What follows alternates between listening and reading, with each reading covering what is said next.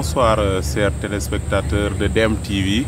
Aujourd'hui nous avons comme invité Omar Baldé, président JPS Sédhiou et chargé de mission à la présidence. Bonjour Monsieur Baldé. Bonjour, comment allez-vous? Monsieur Baldé, pouvez-vous faire une petite présentation pour les gens qui ne vous connaissent pas? Merci beaucoup. Donc moi c'est Omar Baldé. Je suis le coordinateur départemental des jeunes de PASTEF Sédhiou, membre de la commission finance de la JPS nationale et en même temps chargé de mission à la présidence de la République. Oui, nous avons vu que récemment on vous a nommé chargé de mission à la présidence de la République. Comment avez-vous accueilli cette nomination? Donc on a accueilli la nomination avec une immense fierté, satisfaction surtout, parce que ça montre que nous sommes au cœur du projet qu'on a tant défendu.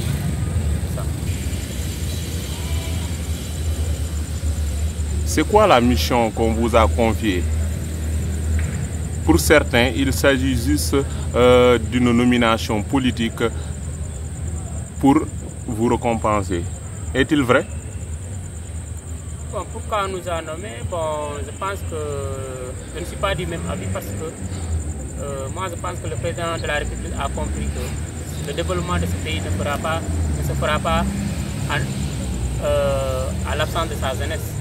Donc nous sommes majoritaires et donc sans cet apport, donc, il y aura vraiment une frange de la population pratiquement la plus importante qui est restée en rade.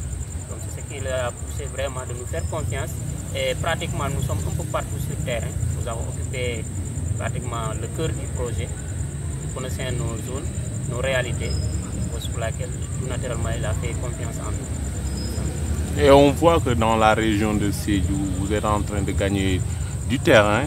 Deux dames et Aïb Dafé ont été élus députés de la 15e législature. Pensez-vous qu'ils le méritent tous?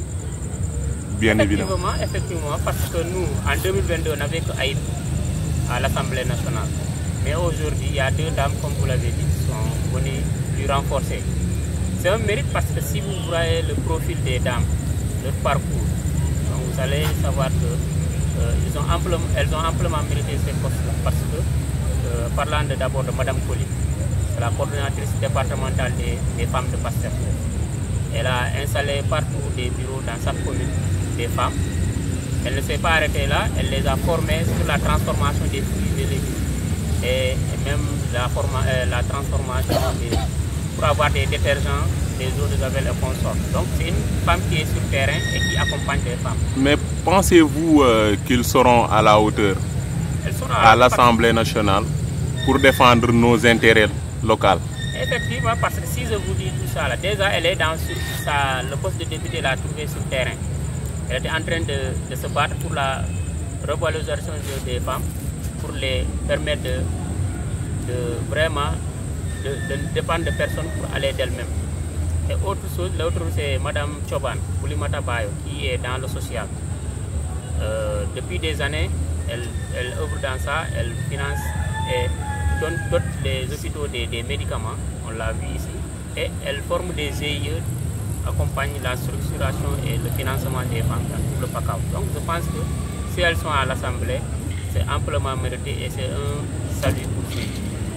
Merci beaucoup. Ne pensez-vous pas qu'il y a des cadres en salle d'attente et qui méritent aussi d'avoir des postes politiques? Les postes politiques, ça c'est peut-être l'organisation des partis politiques, c'est ça. Mais si je comprends bien votre inquiétude, c'est peut-être les postes nominatifs. Donc là, c'est selon les profils aussi, parce qu'ils y sont, ils ont le pouvoir en place ne fait que s'installer. Voilà. Petit à petit, les postes de direction ne sont pas encore finis de PCA, il y a beaucoup d'autres postes qui restent. Et je pense qu'à Sédhiou, les profils ne manquent pas. Et Sédhiou occupe pratiquement le cœur du projet. Donc je pense que ça va venir et c'est pour bientôt. Et beaucoup pensent que le président de l'Assemblée nationale devait être confié à M. Aïb Dafé. Comment avez-vous accueilli le choix porté sur El Malick Ndiaye? Non, une satisfaction, hein, parce que même Ayib Daffé, l'honorable, l'avait dit, parce que le choix va revenir au président du parti. Donc, et le président fait toujours les bons choix, les meilleurs choix. Parce que El Malick Ndiaye, quoi qu'on dise, vraiment, il mérite cette place-là. Même Ayib, il a le profil, il a le parcours, il a le discours, il a tout. Mais si le président a porté son choix sur El Malick Ndiaye, peut-être que c'est... Et peut-être que aussi il a rempli les critères dont il avait posé. Donc El Malick ou Ayib Sel, pour nous, c'est du pareil au même. Ce sont des gens qui se sont donnés pour le parti. Et vous avez vu, à l'Assemblée, ils sont ensemble. Donc ils vont vraiment défendre les couleurs. Si je comprends bien, pour le PASTEF, l'essentiel c'est de pouvoir défendre le projet. Effectivement, c'est le plus important. C'est le plus important parce que ces deux-là, les personnes qui les connaissent bien, savent qu'ils se sont donnés pour exemple pour la réussite de ce projet. Merci beaucoup.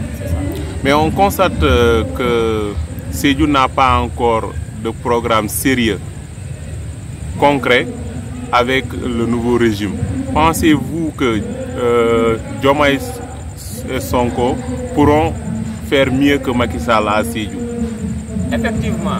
La différence est que Macky Sall avait donné des promesses pour Sédhiou, alors que le nouveau régime a fait un projet. Et le projet, si vous lisez le projet Sénégal Horizon 2050, à la page 13, il y a une carte qu'on a dessinée, là où il y a les différents pôles. Les différents pôles, et Sédhiou est dans le pôle sud. Dans le pôle sud, c'est pratiquement le grenier du pays. Et c'est un pôle agro-industriel dans lequel ça va générer beaucoup d'emplois. Parce qu'il y aura une chaîne depuis la production, la transformation jusqu'à la commercialisation. Ça va générer des travaux et des revenus dans ce pays. Ça va booster le développement local. Donc on va utiliser pratiquement tous les terres arables dans la zone et surtout les vallées, on va tous les mettre en exergue. Donc ça va booster l'économie et voilà, ça va vraiment développer ici. Donc nous restons optimistes. D'accord. Le PASTEF Sédhiou aura-t-il un bon profil pour les prochaines élections locales afin de permettre à la commune de Sédhiou d'avoir un maire digne de son nom? Effectivement, Sédhiou, PASTEF est toujours prêt, hein, parce que nous pensons qu'ici à Sédhiou, il n'y a pas un candidat qui aura une machine électorale mieux que celle de PASTEF. Je ne vois pas un candidat qui a une machine électorale qui est déjà utilisée. Et nous, on a cette force-là. Quel que soit le candidat de PASTEF qu'on va investir, on est sûr à 100% qu'il va passer. Donc, parce que PASTEF va avoir tous les paramètres, choisir le meilleur candidat et proposer le meilleur programme pour Sédhiou. C'est pour laquelle là, nous sommes déjà rassurés. Ce qui nous empêche de prendre la décision, les élections, ce sera une simple formalité. Êtes-vous le futur candidat de PASTEF? Ah non, ça au moment venu. Les candidats vont sortir, on n'a pas ce problème-là. Il y aura forcément des candidats. Pas un seul candidat d'ailleurs, et c'est ce qui fait le charme de PASTEF. Donc on fait la politique autrement et on aura nos candidats. Et parti, on va choisir le meilleur et tout le monde va le suivre. Du côté de la jeunesse, nous sommes déjà prêts. Comme d'habitude, c'est nous qui organisons les campagnes. Donc on est déjà prêts. Et que ce soit le candidat que le parti va choisir, on est prêt à descendre sur le terrain et voilà, le terrain comme d'habitude. Et pour gagner, comme d'habitude aussi. Merci. Toujours, selon vous, quel rôle joue la jeunesse dans l'évolution politique et sociale du Sénégal d'aujourd'hui? Comment les jeunes peuvent-ils influencer de manière positive la gestion du pays? Les jeunes, d'abord, il faut les responsabiliser parce que la jeunesse du pays a changé de mentalité. Avant, tout le monde, ce qu'il pensait peut-être c'est de sortir du pays, l'immigration clandestine. Mais actuellement, la jeunesse a changé de mentalité. Les gens se sont rendus compte que personne ne viendra développer ce pays à notre place. Et pour laquelle la jeunesse l'a compris. Tout le monde ici, à Sédhiou comme partout dans le pays, les gens sont en train de se former et vraiment de développer l'amour de la nation d'une telle enseigne qu'on est au cœur du nouveau projet que nos responsables ont mis en place. Donc, les jeunes ne partent plus. Tout le monde a espoir que le Sénégal va changer dans peu de temps. Et le projet Horizon 2050, tout le monde se... Et l'horizon, c'est 2050. Il y a des gens qui n'ont pas compris, peut-être qui n'ont pas compris la vision 2050. Pouvez-vous revenir un peu sur la vision 2050? L'horizon 2050, c'est le fameux projet dont on nous a toujours parlé. Les gens nous demandaient, vous, le projet de PASTEF là, c'est quoi? Si tu veux connaître vraiment ce que le PASTEF veut faire d'ici 2050, il faut aller lire le programme. Tout est bien détaillé là-bas. Ils ont travaillé ça en forme de caisse d'un baobab. Depuis les feuilles, les racines, le tronc, tout ça là, c'est bien détaillé. Celui qui veut vraiment connaître sur quoi on est en train de travailler, il doit lire le programme. C'est à la portée de tout le monde. Ça est dans les réseaux sociaux. Et c'est clair et limpide. Tout le monde sait là où on va. Avant, c'était que des promesses, mais maintenant, c'est un projet.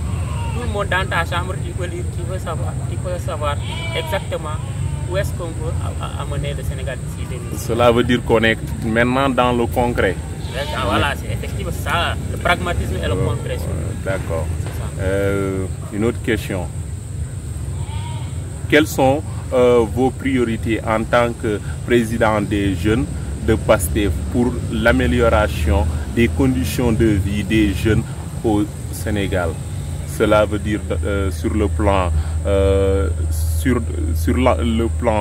l'employabilité, l'éducation et la santé, je veux dire. D'abord, moi, là où je vais insister, d'abord, c'est le volet de la formation. Parce que nous avons une population majoritairement jeune, mais beaucoup manquent de formation. Et pour qu'on puisse jouer notre rôle convenablement dans le projet que nous développons, il faut qu'on se forme. On accepte d'aller se former et d'aller vers les structures de formation. Par exemple, ici, il y a les 3 FPT, la DER et consorts. Il y a des centres de formation des jeunes. Il faut que les gens acceptent d'aller vers eux. Vous allez voir d'ici peu, on va résorber le maximum de jeunes possible. Parce que tout le monde ne peut pas être dans les bureaux aussi. Mais chacun, si je prends l'exemple comme vous, par exemple, vous êtes entrepreneur, mais vous avez choisi votre métier, pourquoi pas d'autres? Si on le fait, si tout le monde le comprend, même moi, je suis là, je suis enseignant, par exemple. Mais si chacun se lève, va chercher de quoi, par exemple, se spécialiser, vous allez voir que chacun va se retrouver facilement dans le projet là. Parce que le projet va faire toutes les conditions, va créer les conditions, surtout par exemple ici à Sédhiou, ils vont créer les conditions pour que la jeunesse puisse s'épanouir, pour travailler, et un peu partout dans le pays, hein, c'est ça un peu l'objectif du projet. Maintenant, à nous aussi les jeunes de comprendre ça, de s'imprégner du projet, d'aller se former, et chacun qui ait sa visée, de viser un objectif clair et facilement chacun va être intégré quelque part. Merci beaucoup. En tant que chargé de mission à la présidence, pouvez-vous nous parler des projets ou réformes en cours auxquels vous participez directement et qui bénéficient particulièrement à la jeunesse sénégalaise? Bon, pour l'instant, on n'a pas encore pris service. Hein.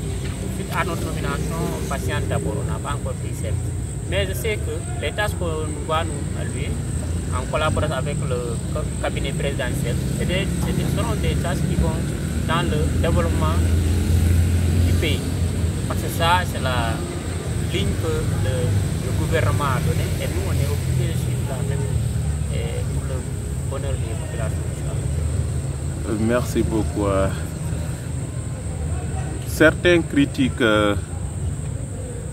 émanent des jeunes qui estiment que leurs attentes ne sont pas suffisamment prises en compte par les autorités. Comment répondez-vous à ces critiques et quels mécanismes mettrez-vous en place pour améliorer la situation?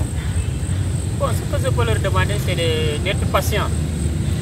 Parce qu'un projet, comme on le dit, un projet c'est comme un bâtiment. Avant de voir le bâtiment en haut là, il faut d'abord faire des fondements. Et peut-être d'abord même préparer le sol. Il y a tout ça là.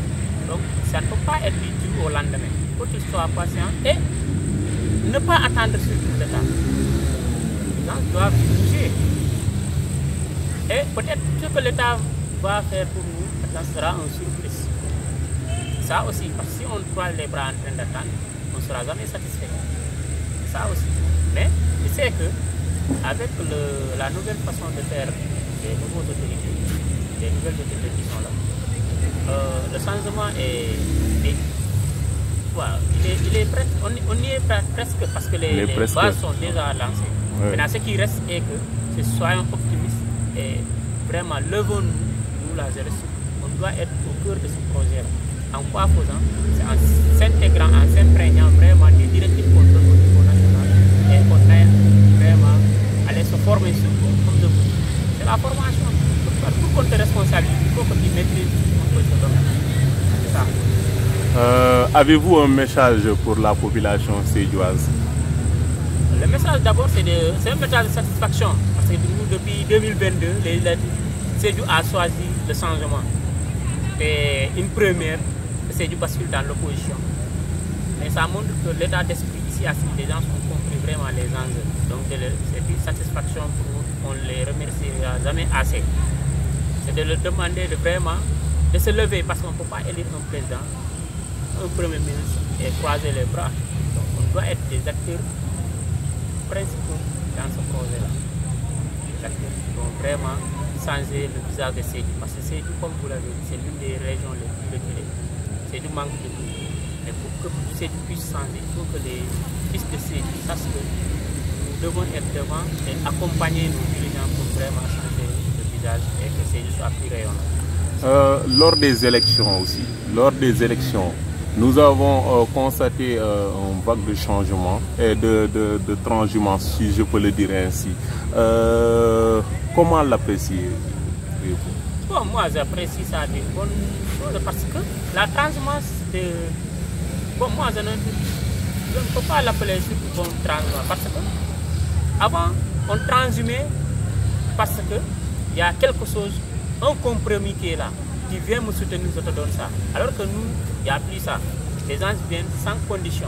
Et je profite de l'occasion pour féliciter un peu nos alliés, comme ceux de MTN, de Maritonian, avec qui on a battu campagne.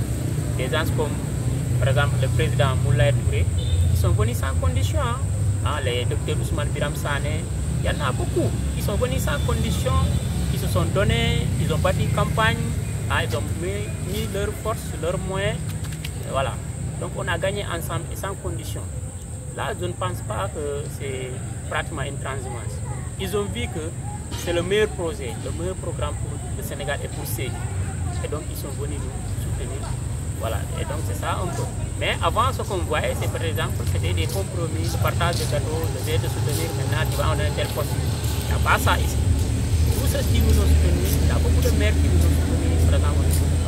Mais sans aucune condition, on a gagné largement. Donc je profite de l'occasion pour les féliciter. Et aussi les militants de And Jëf qui sont du département et de la région aussi pensent que actuellement c'est leur vision, leur combat d'hier. C'est le même combat que Pastef est en train de faire. Oui, j'ai oublié de leur citer. Hein. Ils font partie. Hein. Eux aussi, vraiment, ils se sont donné corps et âme pour vraiment cette éclatante victoire dans toute la région de Sédhiou pratiquement.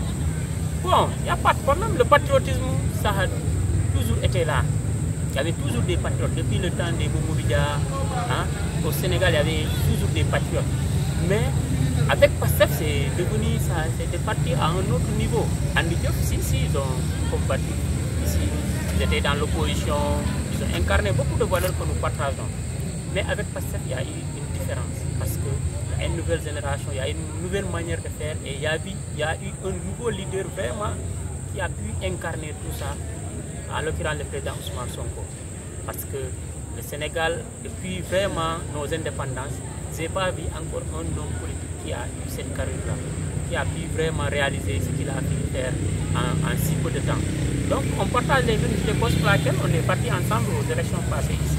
On a parti campagne ensemble et on a gagné ensemble. Donc je le félicite et je le demande vraiment parce qu'ils ont, quoi qu'on dise, une bonne formation politique des gars de And Jëf et ce sera bénéfique pour nous autres jeunes, vraiment, dans les années prochaines, on va essayer vraiment ensemble d'élaborer des programmes qui vont faire décoller.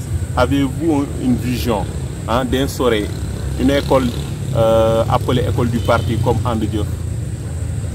Bon, nous on a une école de parti dans le PASTEF. Hein.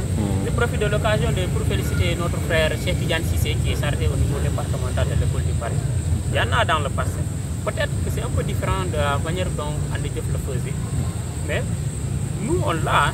Ce qui nous a fatigué, c'est toutes nos années là. Il y avait tellement de lutte qu'on a, tous les programmes qu'on avait ficelés ont un peu foiré. Parce qu'on avait beaucoup de programmes sur tête, mais il y avait tellement de manifestations, des arrestations, et ça semblait toujours nos programmes. Mais il y en a, il y a ici dans le parti, on a l'école du parti. Et même nous, la CIPES, je profite de l'occasion pour l'annoncer, on est en train de voir dans la commune si on peut faire des activités durant le mois de décembre vers le Noël. On peut vraiment inviter l'école de parti pour la connaissance du parti, de militantisme qu'on sort. Merci beaucoup. Où est-ce que vous voulez terminer? Bon, remercier surtout la population sédioise et remercier le président de la République aussi, bon, de nous avoir fait confiance parce que vous nous avez invités ici comme chargé de mission et vraiment je lui remercie pour la confiance et parce qu'il montre que vraiment il n'a pas oublié cette jeunesse-là qui était là, voilà, dans tous les fronts, vraiment pour que avant l'accession de notre parti au pouvoir. Donc féliciter tous les membres de la JPS parce que sans eux aussi, moi je dirais un arbre n'a de force que par ses racines. Donc je profite de l'occasion pour féliciter tous mes frères et sœurs de la JPS parce que leur apport, leur soutien vraiment motive davantage à aller de l'avant. Donc je profite de l'occasion de remercier tous mes parents, mes amis.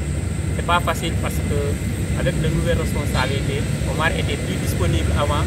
Parfois, Omar était à Dakar et consort. Donc voilà, je profite de l'occasion de dire merci à tout le comité électoral départemental parce que vous avez eu la chance d'être chargé de l'organisation de la campagne électorale du comité électoral départemental. C'était pas facile, 21 à 22 jours de campagne. On revenait de 4h, 5h du matin. Cette campagne était très difficile, mais les gens sont tenus malgré les conditions difficiles, la poussière, le froid, la faim. Mais alhamdulillah, il le fallait aussi. Donc on félicite tous les militants, les sympathisants, les gens qui vraiment apolitiques, qui ont voté pour nous, tous ceux qui ont cru au projet, tous nos responsables, vraiment, je vous salue et je vous dis merci à la Barka. Merci beaucoup.